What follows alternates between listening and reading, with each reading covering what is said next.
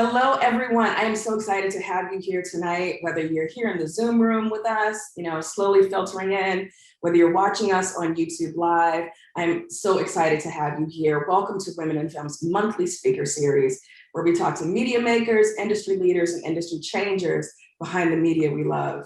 I'm Ebony Adams, the manager of public programs for WIF, and I am incredibly eager to bring you tonight's conversation. I'm so excited I can barely speak, because we'll be talking about solidarity and allyship with a powerful panel of performers, creatives, activists, and advocates. Tonight's discussion will challenge and motivate you, because ultimately, this industry is not going to change. None of us are going to see the equity that we say we want until we ask the right questions. What are we willing to do to transform an industry that's been notoriously toxic to any but the privileged few? Where do we look to find guidance on the changes we need to make to ensure that we're not simply making space for others at a hostile table, but building new tables with space for all? How do we move from vague statements of support to practical steps that are really going to transform, radicalize, and transform our industry? Because ultimately, when it comes down to it, how solid is your solidarity? Before I introduce tonight's guests, I'd like to take a moment to extend our thanks to the West Hollywood Arts Commission for their incredible generosity in helping us produce programs like this one for the community. They have been a vital, generous, and consistent partner over the years in helping us to offer thought-provoking conversations like this one related to equity in the screen industries. And now I want to introduce our guests. Jully Lee is an actor, director, and the artistic director of Cold Tofu, a nonprofit arts organization and the nation's first and longest running Asian American improv troupe. She's also a proud founding board member of a new Theater for Young Audiences theater company, In Other People's Shoes, and is a member of other theater organizations that focus primarily on promoting diversity and representation, including Retail Stories, Hero Theater, and Playground LA. Santina Muha is a writer, actor, storyteller, host, speaker, comic producer, and avid Marshall shopper. She performs improv, stand-up, storytelling, and sketch, and has had many successful comedic videos with BuzzFeed, Funny or Die, and College Humor. She's a regular performer at the Upright Citizens Brigade Comedy Theater, where she had a year-long run with her one-woman show, That Girl in the Wheelchair. Her advocacy work is the reason many more comedy spaces are wheelchair accessible around LA. And her successful interview show, Rolling with My Homies, moved recently from what fans read. She can be seen in several TV shows and several films, including a recurring role in the sitcom One Day at a Time, as well as a role opposite Joaquin Phoenix in the Gus Van Sant directed film, Don't Worry, He Won't Get Far on Foot. Melody Cade has spent a majority of her professional career in distribution of film and television. She's currently a producing partner at Zoo Content, an independent production company. She created the LH Group, a social organization for queer Black women in media and entertainment to foster social awareness and community.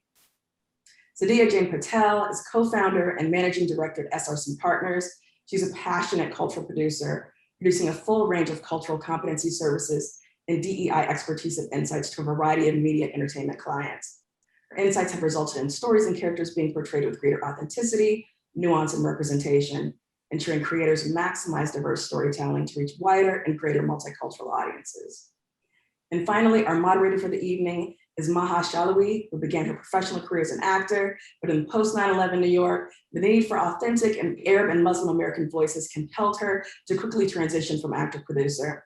She's now the program director for Think Tank for Inclusion and Equity, TTIE, an intersectional consortium of working TV writers committed to creating an equitable entertainment industry that tells more accurate and authentic stories. In addition to her work at TTIE, Maha is a creative producer and consultant through her consultancy, Pass the Mic Media. So before we begin, I just want to name that I'm joining this virtual space from traditional, ancestral, and unceded territory of the Tongva Kizh people, also known as Los Angeles. They are the original stewards of this land, so please join me in acknowledging this community, their elders, both past and present, as well as future generations. And if you would like to learn more about the land that you are on, wherever you are, put this link in the chat. And I really encourage everybody to figure out the land you're on and start the dialogue. It's kind of relative to the conversation we're going to have today. So again, my name is Maha, and just to place myself in space, I am a light-skinned Filipino Arab woman. My hair is pulled into a bun. I am, for the first time, wearing these starry hoop earrings coupled with my Costco readers. I am so grateful to WIF for providing space for us to have this conversation. How solid is your solidarity? It has been quite a year We are actually just past the 1-year anniversary of the murder of George Floyd, and I name him and wish I had the ability to name all the people who are part of the reason why we are having this conversation. So many other communities have been under attack, both legislatively and physically, not to mention this pandemic, hooray, that has highlighted systemic inequities that impact every underrepresented group. So there's been a lot of talk, there's been a lot of activity in response, there's been statements, vows. We're never going to return to normal. We don't want to return to a normal that was so deeply flawed, so super inequitable, so highly inaccessible. Ever more statements, who we stand with, what we stand against. And we are, I hope, in this transitory phase where we continue to denormalize spaces that are homogenous and exclusionary. So I'm really grateful to all of these panelists, all of your work. I'm so happy to know you. And I'm excited to hear you share your thoughts and experiences so that together we, the folks watching, the folks in the future who watch this streaming, have a way to move beyond words, beyond intention, and into action. So let's get this party started. I'm going to throw out a real 101 question. What do you look for in an ally? What does solidarity look like in an individual, in a project, an organization, whatever comes to mind, however you want to answer it? Let's just start baseline. I'll start. I love being asked questions from an honest place, because if we're afraid to ask questions, then how can we move forward and learn? Because I feel like, especially in different communities, assumptions are made about the communities because we don't know one another oftentimes. So just to ask those questions and to always assume positive intent when those questions are being asked, I think that's a good starting place for me in my experience. That's actually what I was going to say, Julie. So you're 100%. I mean, like, at least you and I are aligned. And I was going to say, along with asking questions from an honest space is obviously intent and active listening. There's so much performative question asking that's done, or sort of like, oh yeah, I hear you. And we know that for any part of life in all of our spaces, whether we're talking about diversity and inclusion or not. So I think having an active listener to those answers and follow-up questions and having that dialogue enables one to feel that they're in a safe space to share more information and more about ourselves. And that's what I look for in allyship. Yeah, I would agree with both of you. And I also would like to add, especially, as I have some physical limitations, taking some of the onus off of me, because I feel like I'm always the one having to trailblaze everywhere I go. Like, it was mentioned in my bio that I've made spaces more accessible and things like that. So when I have, someone who I'm working with who anticipates my needs or remembers my needs from a prior issue and sort of takes care of that for me before we go there. Like if I have a friend who invites me to a birthday party and they say, hey, I made sure that your hotel room is accessible. I'm like, oh, thank you, because I'm just like always doing it on my own. So an ally to me is someone who gives me a break once in a while, Mm-hmm. Yeah. I would say I would come to this question thinking more from what an organization could do. I think in more organizations, when they look out, into their boardroom or into their staff or people working for them, they notice who's missing. I think that is a huge step that they can take without people coming in and saying, oh, this is what you're missing, this is what you can do. You can take that first step and realize, oh, there are no women in the executive suite. Oh, we don't have any Black people working here at all. Just, simple things like that to me. I love these really simple actions. I have a question about questions because it's so fascinating to me that was the first thing said, because so often I also hear the opposite. Stop asking me so many damn questions. So can we talk about the complexity of balance in solidarity? And we're about to jump to what I think is more intermediate, right? Like, okay, now there's offer grace, and try and take the labor off of me a little. But then there's also overstepping. So I think with the question and asking the person to do all the work, right? I think that's what you're leading towards, Maha, is this idea of not just asking questions to then be able to educate oneself, but to keep coming back to that source and say, okay, let's hear more questions, let's hear more answers. That's a double-edged sword, because what it does is it first of all, it puts all the onus of the work on the person, right? The historically excluded person, as Santina was saying, like, take the burden off of me. But the second point is that, and of this idea that that has come up before in other conversation I've had, which is there is such a danger of the single story. One person cannot represent an entire community. You know, I do not represent all brown people, Indian people. I don't represent all South Asian. I don't even represent all people who belong to the Jain religion or identify as Patel. Like, that's just not going to happen, right? I'm one person who is part of that community or all those intersectionalities. And so the idea of asking questions is to say, okay, these are the holes in my understanding. Now let me go do the work myself to educate myself. And if follow-up questions are necessary, is that source open, or find other sources? Yeah, and I think there's an appropriate time and place for these questions too. Is it someone who I'm about to work with and they've said, you know, hey, I need to ask you a few questions before we get started, and then I put myself mentally in that space? Or am I in the supermarket and somebody comes up to me and goes, what happened? Do you need help? And I'm like, oh yeah, I was in a car accident. Thank you for reminding me. You know, it's like you want to be mentally prepared to discuss whatever additional or different needs that you may or may not have. So I think that there's an approach, and especially and kids are different, but we're adults. We should sort of have a better gauge, I think, than some do on the time and place to ask these questions. And at what level of the relationship. The gauge. Okay, I want to just lean into this thing of the gauge a little bit. We all need to attune our gauges. I feel like we're having this conversation intersectionally, and I love that you brought up the question, what happened? Mm-hmm. I think that's when I've heard a lot that is thrown at people with disability. When I hear a lot thrown at MENA and Muslim people is, oh, they hate us. Why do they hate us? And it's like, oh, you literally just learned that my name is Arab, and that was your second question. So maybe a tool that we can throw out there to folks is like, tune your antenna to intrusiveness. This isn't the world fair. We were not brought here to be subjected to questions, right? So I love that thing of like, questions are great, think about context, really think about why you're asking. Why do you need to know this information? Is it to help the person you're talking to, or is it to satisfy some Indiana Jones curiosity? Having said that, though, I do think that gauge is highly cultural.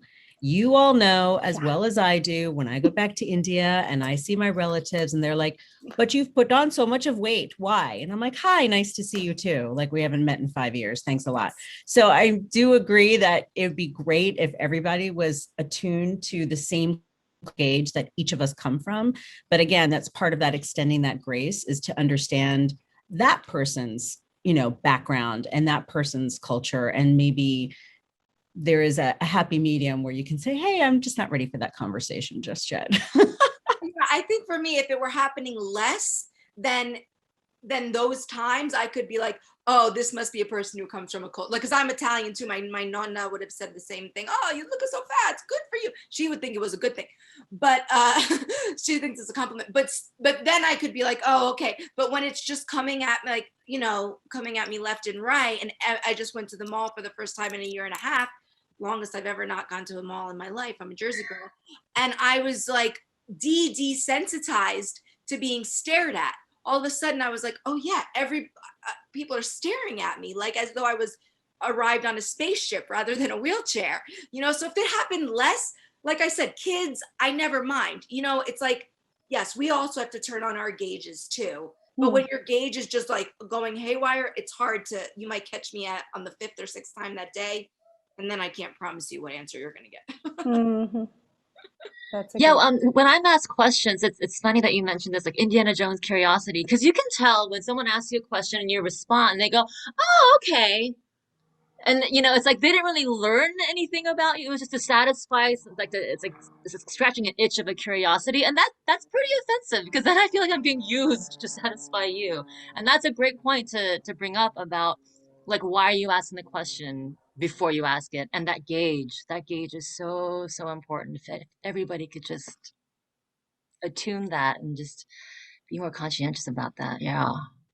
Oh, I include myself in that so often. I'm like, don't say it, don't say it. Oh God, you're saying it. Shut up. Melody, I want to uplift what you had talked about that thing of like, just look around and see who's missing. Mhm. There are a couple of folks here. So first of all, this is like a gloriously talented crew of people. And we have folks who wear many hats. But Melody and Jully, I know you both are in or run or have started organizations. And I want to hear what kind of lenses you brought and continue to bring to the creation of those organizations, to how you invite people in. And I saw something in the Q&A, me trying to multitask again. Francine Booker said, would love to hear from each of you what has been the greatest obstacle to intergroup solidarity. So I don't know if Francine meant organizations, but I'm also an organization starter, and how I think about it has evolved so much in the last 10 years. So I'd love to hear you guys talk about that a little bit.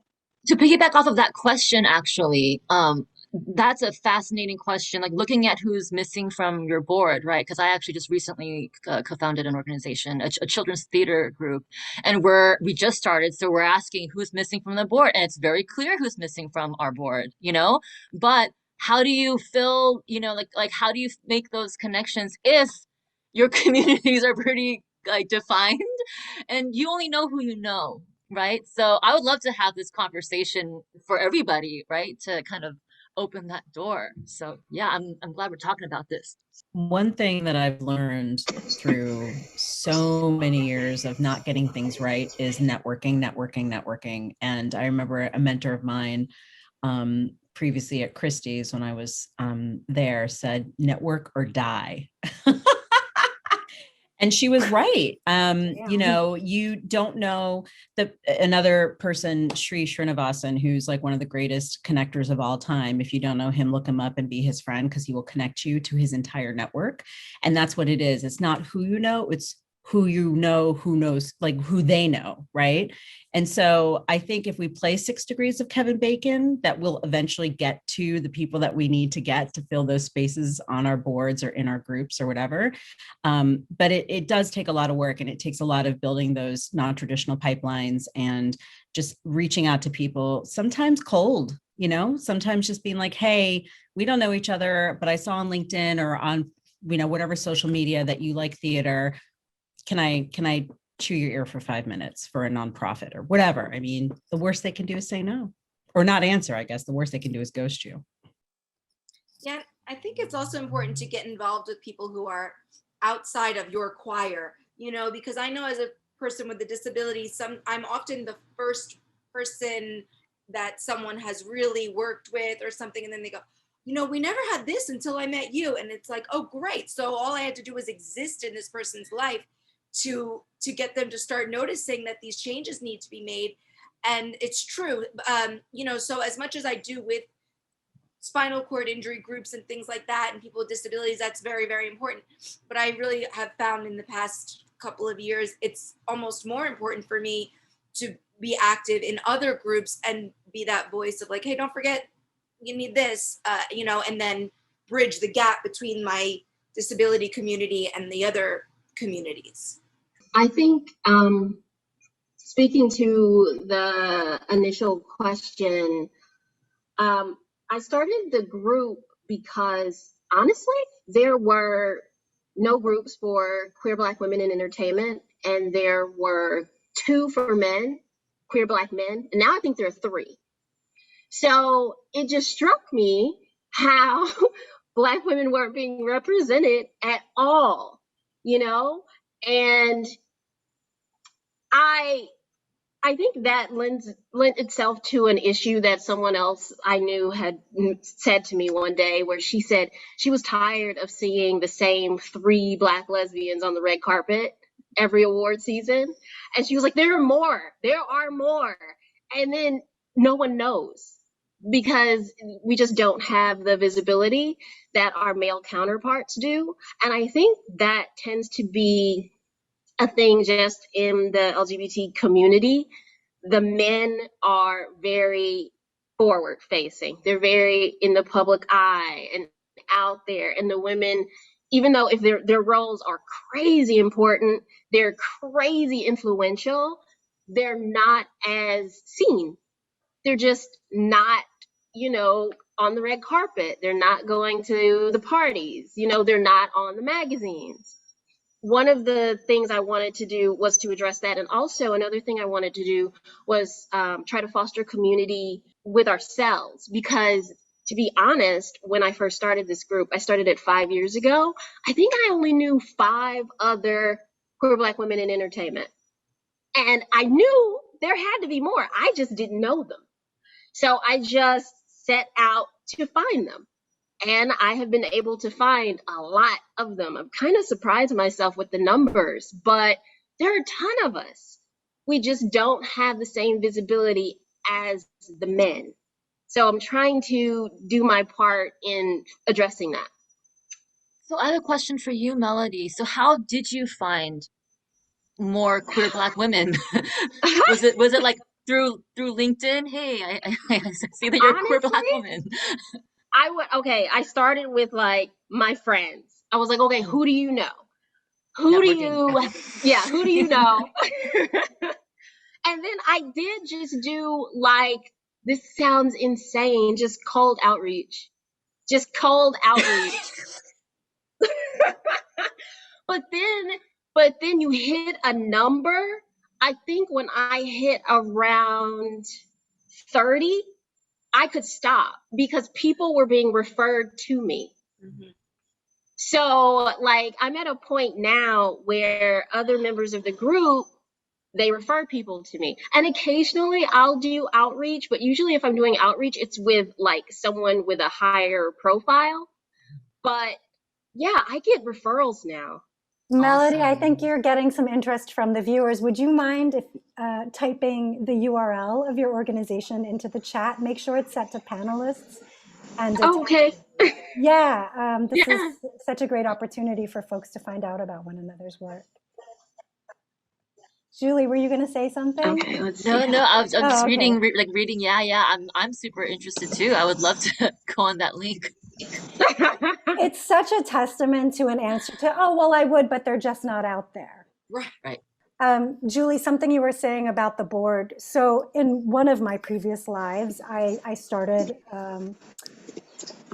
a Middle Eastern, North African theater company, and we were just like, who else is there? And it was exactly that. And we used to tell this very dark joke because it was literally the weeks after 9/11 that we were racially profiling New York City. I was going to like every Arab thing and just being like, who here's a performer? Who here's a filmmaker? Who here's a this? Who here's a that? And now, 20 plus years later, I've lost track of who's in the community. I have to do research again, which is so wild to me. I'm seeing folks like on billboards now for a community that didn't even really, at least in New York, I don't want to erase my amazing colleagues across the country, but we had to build it from the ground up. Another thought I'm having, and I'd love to hear people talk about, is like, sometimes if you want different people to show up, you have to do things differently. So one thing I wanted to share with the board member thing is, we had that. We were like, oh, are there Middle Eastern people who want to be on an arts board? So much, our assumption was everybody wants to send the money home, right? Why are they going to give us money for the arts? So there was a lot of thinking about how do we, we had to both teach people why to be on the board and then also like figure out what does being on a board mean? And for different communities, like, this is one of those things I wish I had known, if I had known back then.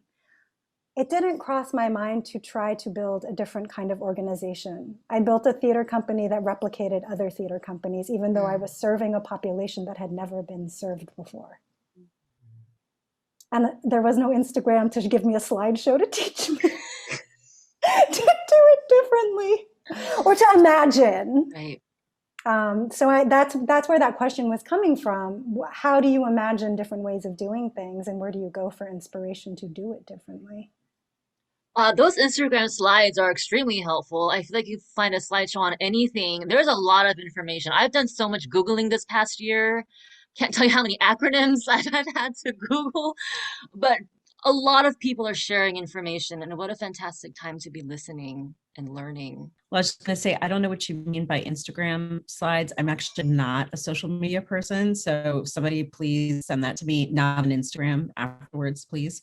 That would be great. And the other thing, I think, Maha, to allude to the idea of inviting people to be on a board or to imagine something that has never been done, to do it differently. I'm reminded of, and I'm never going to remember her name now, but the person who started Rent the Runway. She took her idea to all of these brick and mortar stores. She wasn't in retail. She'd never done clothing, none of this, but she had this idea and she took it to so many people who were in retail and clothing, and they all laughed her out the door. They did not agree with anything she said. She's like, you know what? I don't know anything about how to do this. That means I can think outside the box. That means I can imagine things that you cannot imagine because it's not part of your daily existence. And I can be creative and I can make it work. And now she's got, like whatever her company is valued at, it's certainly more than any of ours, I think. But the point is that being creative and just thinking outside the box, and just because no one else has done it before doesn't mean that it can't be done. And I think that's part of where I fall down, is with a little bit of my imposter syndrome and thinking to myself, oh, I have to do it the way that, cis het white men have done it before, when actually I just need to do it my own way, because that's what needs to happen for my community or for the goals that I'm trying to reach. There's a question I'd love to throw to the group from the Q&A tool from Catherine Spada. I hope I'm saying that right. After the step of look around and see who's missing, how do you combat there being only enough room for one person from a certain minority community? This seems especially true in Hollywood. So this is assuming we're operating inside the system versus creating our own beautiful, illustrious, well-imagined own worlds. Do folks have thoughts on this? Well, not to keep talking. Oh, sorry. Go ahead, Santina. I just want to say, it's such a great question. And for me, it's just come down to creating my own stuff as far as Hollywood, creating my own, doing something where I can have a writer's room, where I can, cast my own project, where I can, that's, for me, that's been the formula, because she's right. I mean, Catherine's right. It's like, that is something. And again, I know I keep doing, I have a disability. What do I want to talk about? So for me, it even goes across disabilities. Like if there's a blind person in the room, they might not need me. And I'm like, but I don't even know that world. I don't even know that world. So it's tough. It's tough. That's a great question. What were you going to say? Because I'm very interested in what you were going to say. I was just going to say that maybe it's just because of my age or because I've been through so many different things, but I sort of do not give two fucks to call it out. And I love to use the line from 30 Rock, where they had one guy in the writer's room who was Black and from Harvard. Remember they called him twofer because they were getting two kind of minorities or two others for the price of one. So I always if that happens to me, I'm just like, what am I, the twofer in your situation? Because it's just calling it out. It's saying I'm not a box to be checked. You need to have at least 3 women on a board before other women can be heard, before they, help to raise each other's voices. Same thing with any other room. You can't have one person represent all the stories. So it's you throw the one story idea, you throw the twofer joke at them, you throw, the statistic about 3 women or 3 under historically excluded people. And people start to understand that, that you're not to be speaking for everybody. And that's the issue, right? When you have one of each, or like one of a minority group, that's a toxic place to be in. It's intimidating, it's a lot of burden, and it probably does more harm than, good if that's the situation. That's yeah. Yeah, So and I think it also what it has done historically, I mean, for me, and now I can say this now because I don't do this anymore, but in my 20s, if I heard about another girl in a wheelchair who was in this industry, I was almost like, no, because of the environment that's created, this competitive environment. And I am like almost ashamed. I mean, like I said, I've grown out of it, but I look back now and I'm like, oh, was I a bitch? I guess I think I was a little bit. But now I'm more like, oh, you know what? I'm not available, but have you heard of so-and-so? And I can do that. But there is still a little ego that lives in my brain that's like, are you really going to give up this spot? I mean, what if they like her better and they never call you, and I'm like, shh, we're not doing that anymore. We've moved on. But it sucks because the industry and the world has created these like boxes, I mean, it's like, even when like Britney came out and then Christina came out and they're like, oh, Christina's copying Britney. And it's like, can't we have two pop stars? I mean, that's like such a dated example, but you know what I'm saying? It's like, especially as women, we're like all cutthroat. And then you start adding extra minorities on top. And I don't know, it's like, is there room for more of us? We have to kind of make that room and bring each other up, because I think it almost kind of starts with us. We do, and I feel like the piece missing from the conversation, if there's 10 seats in a room, why are we not, like, I so hear you, Santina, on that thing that gets cultivated of scarcity, where we look at the other person like us, when instead I'm like, what if we all turned around and looked at the 8 white men in those other 8 seats and we're just like, pardon me.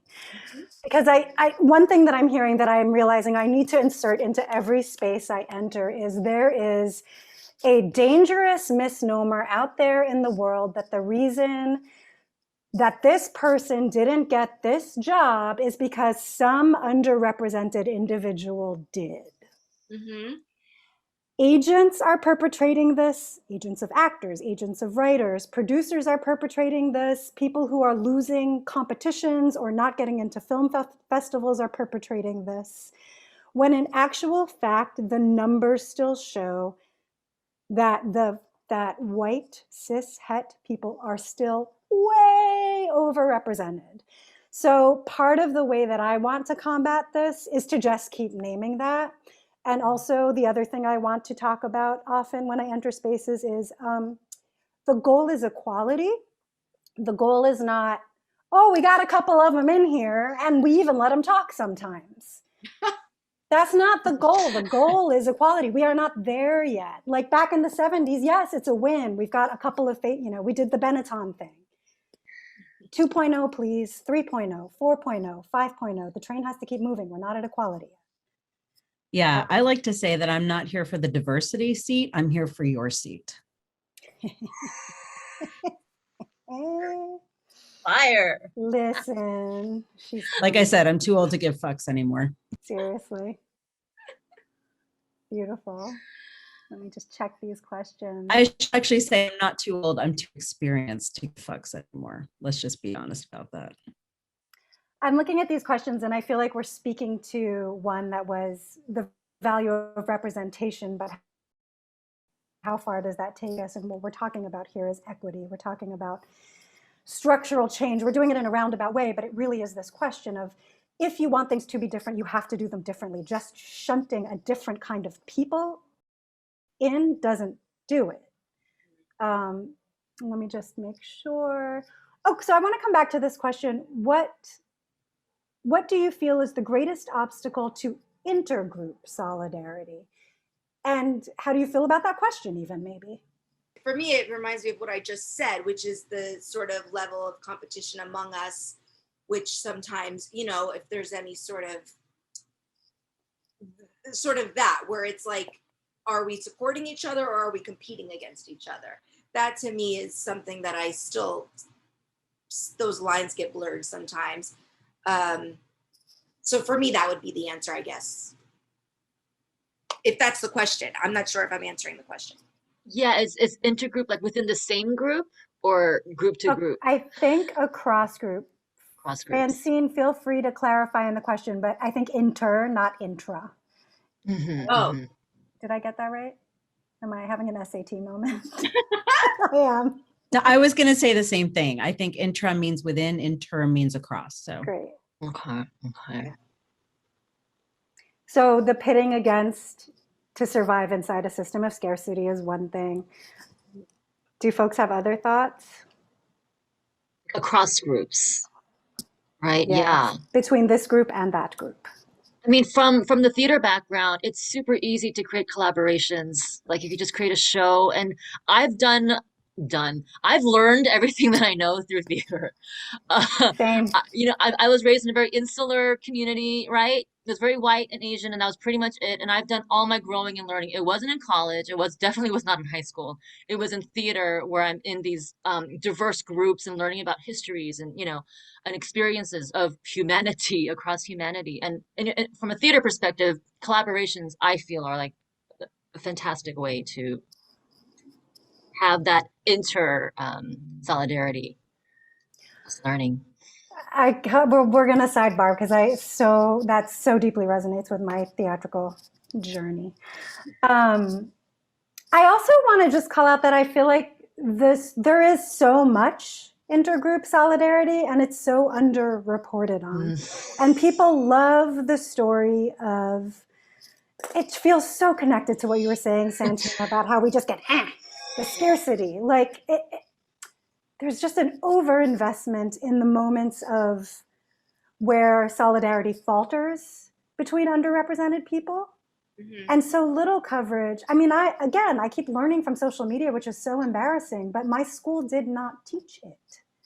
I did not know the history of Black and Asian solidarity through time. I did not know that. I did not know the role my own immigrant history of Filipinos played. I didn't know it. I'm catching up now.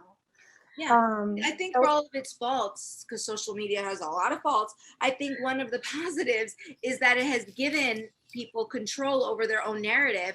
So again, to use, people in wheelchairs as my example, whenever I would see them growing up on TV or in any sort of media, it was always tragic. It was always, they committed suicide by the end of the movie, or they just served a purpose to teach the regular cast a special lesson, and then we never heard from them again. Yes. And so I thought growing up, well, I was some exception to the rule.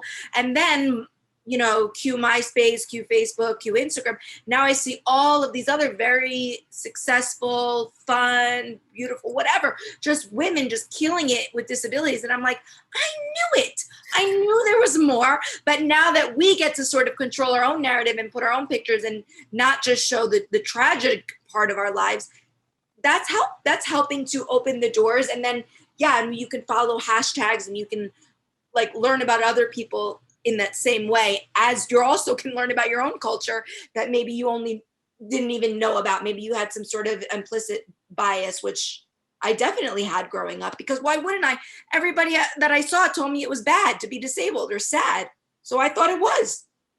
I don't know. I will say to that point, Santina, you're absolutely right. And I want to just give a little shout out to Maha and Ty, Tank for Inclusion and Equity, for the writers' fact sheets, because they almost across all of the historically excluded groups that the fact sheets cover. And everyone, Ebony, if you can put it in the chat, everyone should look at these fact sheets, not just writers and creators, but everybody. Go ahead, Maha, you do it. In fact sheets, they talk about every single historically excluded group. One thing that everybody wants is more stories of joy. Joyous stories about being Black, joyous stories about being disabled, joyous stories about being Asian, whatever it is. It can't be just about suffering, and it can't be just about the abuse and the neglect and the war and the poverty and all of that crap, right? We need to see stories of joy. And so go to those right exclusion fact sheets. Check out what it is that everybody wants to see more of in those historically excluded groups, and start creating those stories. Thank you so much for that shout out. And I also want to just generally say, we know we haven't covered all the communities. We're coming. So I just wanted to throw that out there. And I want to complicate our conversation a little with an anonymous attendee question related to this thing about how do we collaborate, or how do we build community or act in solidarity across groups? And that question is, how about intersectionality? Like, white women often act as if they can't discriminate against POC or other minority groups because they've been victims of the patriarchy. So minority groups can end up pitted against each other. This was a thought I was having. One of the challenges with solidarity is this so often happens. This happens in Thai, where I'm like, it's not just white people. We look at things through, I tend to drive intersectional conversations first through a lens of race. That is my belief.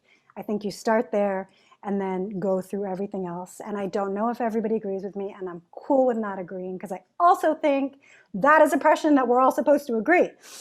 But there is a challenge. I think it's a challenge everybody shares in trying to figure out how to talk about our own hand in benefiting from systems of oppression.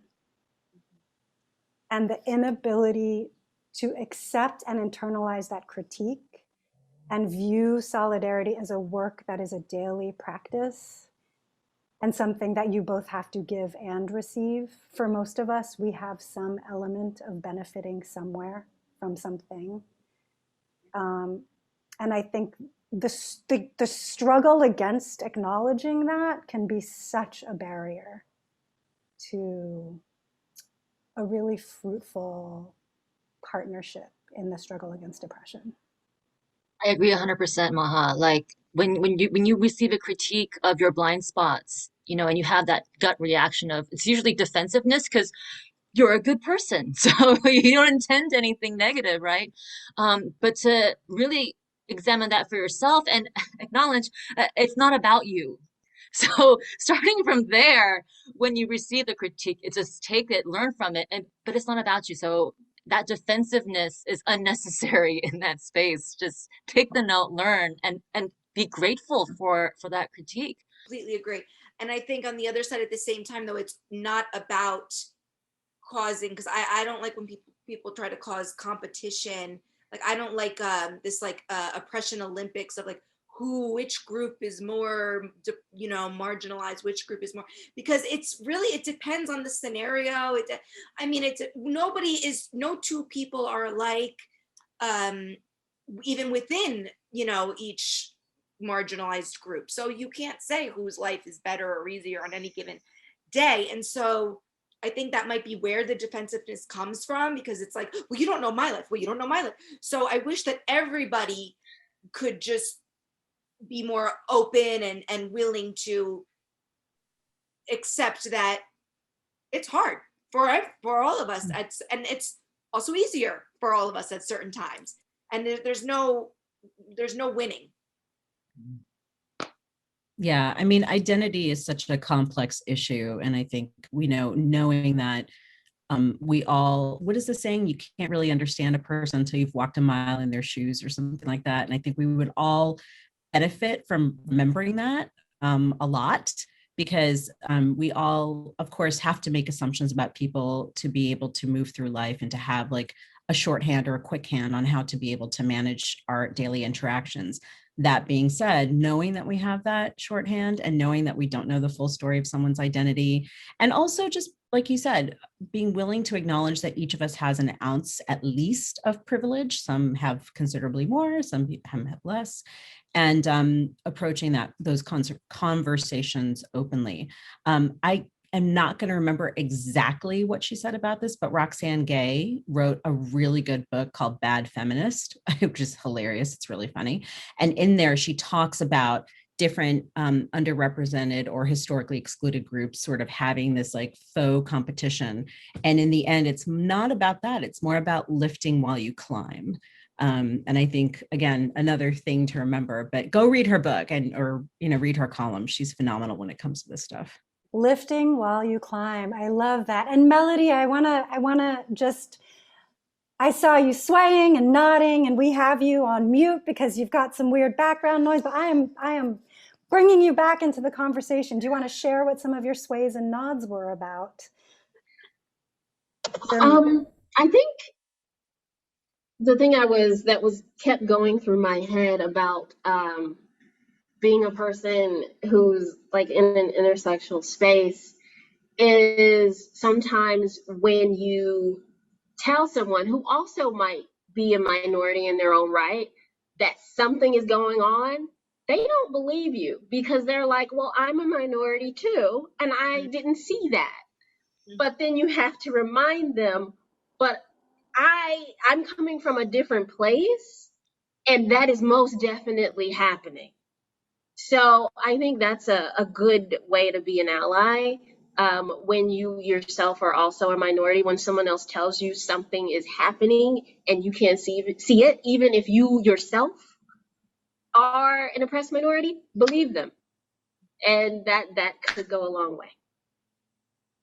Ooh, I am so glad I asked you to speak, because that is something that I have to be reminded of regularly. It's something that I have to remind, and these are relationships of love, of care, of years, where just because you do not see or feel a thing does not mean that dynamic is not present. We talk about this all the time. A room that is safe and productive for one person is a space of torture for another. And it's so hard because so often the person creating the discomfort is someone we admire, someone we love, and we don't see it. We so often vilify the messenger in those situations, and it happens so often in creative spaces. It happens so often. So thank you so much for highlighting that. Viewers at home, we've been trying to like weave in your questions, but we are officially in question and answer time. So if you have been holding on to a Q or have an A that you'd like to offer, please, there is a tool at your bottom right. Use it. I'm just going to pop into these chats. We have about 10 more minutes to go. I have something that I've been thinking about, which is this has been a year. There is always something really upsetting happening at all times. Like,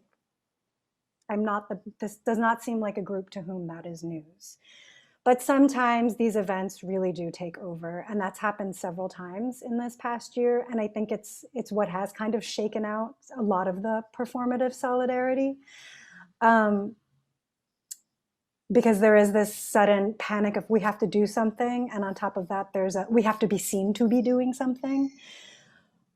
But my question for you is, what actually should be done in those moments? And feel free to answer as leaders of organizations, as workers within organizations, as individuals in personal relationships. How do we care for ourselves and one another in those moments? I think two real easy ways of doing that, if you feel powerless, in any way, if you're not a leader of an organization or something like that, amplify. Social media is so easy to retweet, but of course do the homework first to make sure that what you're retweeting is real, because there's a lot of hyped up information out there that isn't 100% true. So do the work and research that and amplify those voices. And if you have the funds, throw a few dollars in those directions, right? Donate to organizations. There are tons of resources out there. Yeah, and for me too, it goes back to the old airport adage, if you see something, say something. Even if it's not your thing, right? Even if it's not your group being discriminated against, because I think sometimes, as unfortunate as this is, if sometimes if I go up to like, a business owner and say, oh, your place isn't accessible, they're like, oh, sorry. And then they're thinking, well, of course she wants it to be accessible. She's in a wheelchair. But if a bunch of people who can walk come up and say it, then they start going, uh-oh, this is a problem. And it's not right, but it's just sort of how it is. So for me, it's like, yeah. And I try to do the same thing. If I see somebody that's not being treated right for whatever reason, even if they don't match my whatever, I'm going to say something, because, it's that thing of like, who's going to be left to help you, if you're not helping. It's that whole fable or whatever. So if you see something, say something, even if it's not your thing. That's a very good point, because it's using your privilege, right? It's very sad that, you know, able-bodied people will probably be listened to more with those It um observations, right? That's really shitty. But yeah, I mean, That's actually one of the baseline definitions of being an ally, is using your privilege to benefit other folks. So on an individual level, it is the speaking up. On an organizational level, it is doing that accounting of your organization. Who is missing? Why are they missing? How long historically has this been going on? How do we want to change it? This is where we are now. This is where we're going. Who are we accountable to measure that change for? Using your privilege, both in the workplace and in your personal, just day-to-day life. Let me just check these questions. Oh, there was one that I had skipped over but meant to come back to, which is a nice open-ended one that I feel like people will have feelings about. Do you have a sense of whether TV or film or theater seems to be doing better right now in terms of equality, or does it seem roughly the same? And I want to change, I'm going to edit, Francine, I'm going to edit you a little. I want to take the word seem out of there. There's a lot of seeming. I'm going to change it to, is it better? Or has it not changed enough? yes to both. I think there are writers' rooms that are a lot more diverse in trying to get the stories right. But it's just here and there, right? So there is some change, and at least we have that. And but for sure, there can be improvement. Yeah, I see a lot more people with disabilities on TV, and not only in these disability roles. And it's a slow progression. You know, they're not the protagonist, but they're, you know, in the family. So we're getting there. So it's slow, but I think it's slow, but it's also been like exponential. And because there was so little of it, So even the fact that there's just a little bit more is like, feels like a lot more, because there was, like, you know, if I say Saved by the Bell, anybody who's watched that show knows what episode I'm talking about, you know. And I think we're moving past that, but you know, as my agents will tell you, we could be doing better. We could be doing better. And also, because we've got just a couple of minutes left, so I want to also invite you to share your wishes, tips, quick shout outs for change now that we've got this platform here. Would anybody Well, I'm happy to start, and it's a little bit of a plug, so sorry about that. Plug away. So our company, SRC Partners, we hosted a diversity summit back in January. Maha, you were a part of it, so thank you for your help with that. And out of that summit, which was called Beyond Diversity, we are now writing a book with Jennifer Brown, who is a world-renowned DEI consultant. And in this book, we provide actionable takeaways for any person across any walk of life, across multiple industries, to be able to just come forth and have a tip or do something that can be using their privilege to provide support, solidarity, and allyship towards another. So I would highly recommend people, that book will be out in October. I'll definitely be putting it on the website. It's already on my LinkedIn account. So please go ahead and find me, pre-order the book. You can sign up to read it ahead of time. You can sign up to add your own story to it ahead of time. We're still taking stories. So we would love to be able to collect wisdom and share it across to everybody. Thanks. Beautiful. Who else? Last minute tips, resources, hopes, dreams. You know, Jully. I learned a ton from what Sandhya was saying about network, like who do you know, and also Melody about, you know, and I'm so grateful to you, Maha, and Ebony and Women in Film for bringing us all together. This is super rad and cool. I'm excited to like contact you all about stuff and like collab. Let's get the intersectional shit going. Panelists, stay on when we end. Just a gentle reminder. Thank you, Jully, Santina, Melody. Last Last offerings, hopes, dreams, wishes, advice for the listeners. I think my one thing would be, speaking towards the women in my group, is like, just because you don't see it personally doesn't mean it doesn't exist. And yeah, same, just on the disability community end, don't give up, create your own stuff, reach out, don't be afraid of rejection, because you have to be rejected. I mean, this is especially in this industry, it's part of it. So it's hard to be in an industry that's literally allowed to discriminate against you in this weird way. But just keep going and don't be discouraged. And and for the on the other side, just thinking about open-ended. Unless your player, your character is a soccer player or whatever, opening it up and not being so stuck in what you're thinking, because you never know, and there's just really we can't get these. I know, like, people ask me often, are you mad when they cast a non-disabled actor in a disabled role? And it's like, yes, I am. However, if we don't start casting people on TV shows and in these, then you're not going to sell a movie.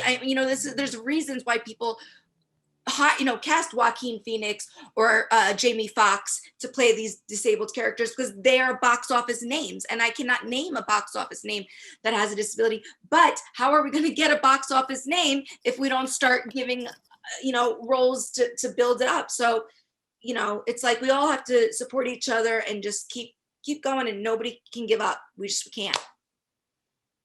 Thank you so much. It's been such a pleasure and a treasure to talk to each of you. I guess my two little things that I just want to lift up in this are, for the listeners at home wanting to be better at being allies, is really getting comfortable around giving and receiving critique, was something I heard tonight. And the other thing is, if we want things to be different, we have to take the time to imagine doing them differently, which means create a daily practice for yourself of what the things are in your world that you can do differently. If you put a big post on Facebook about a thing, that's great, but is your budget equitable in your organization? Are you paying everybody what they should be paid? Before you do all those big posts and make the big signs, like, are you literally just doing the stuff? So I just want to thank everybody here. I know Ebony's going to hop back on. Thank you all so much for this. This was so good. I can't wait to share this video with everyone who couldn't be with us tonight, but who needs to hear these words. So thank you all again. Sandhya, Jully, Maha, Santina, Melody, everyone who's watching here in the Zoom room, people who are watching us on YouTube, or whether you're watching the recording later on Facebook, thank you so much for being here, for taking all of this in. Thank you all again for being here. We will see you next month at Women in Film Speaker Series. Good night, everybody.